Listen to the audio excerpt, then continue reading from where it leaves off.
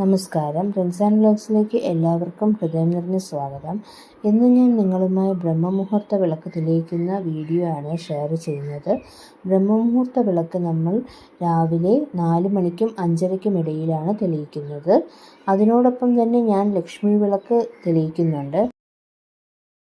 ബ്രഹ്മമുഹൂർത്തം എന്ന് പറയുന്നത് വളരെയധികം പവർഫുൾ ആയിട്ടുള്ള ഒരു സമയമാണ്.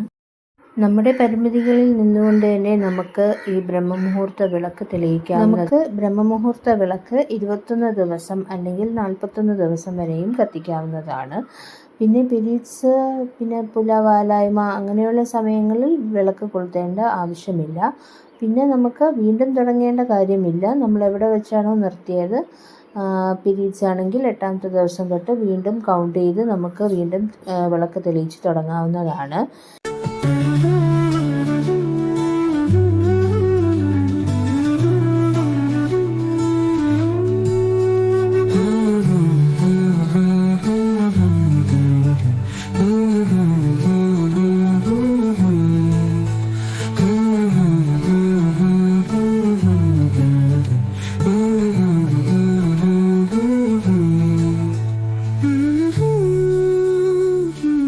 വീഡിയോ ഇഷ്ടമായാൽ നിങ്ങൾ എല്ലാവരും എൻ്റെ ചാനൽ സബ്സ്ക്രൈബ് ചെയ്ത് സപ്പോർട്ട് ചെയ്യണേ.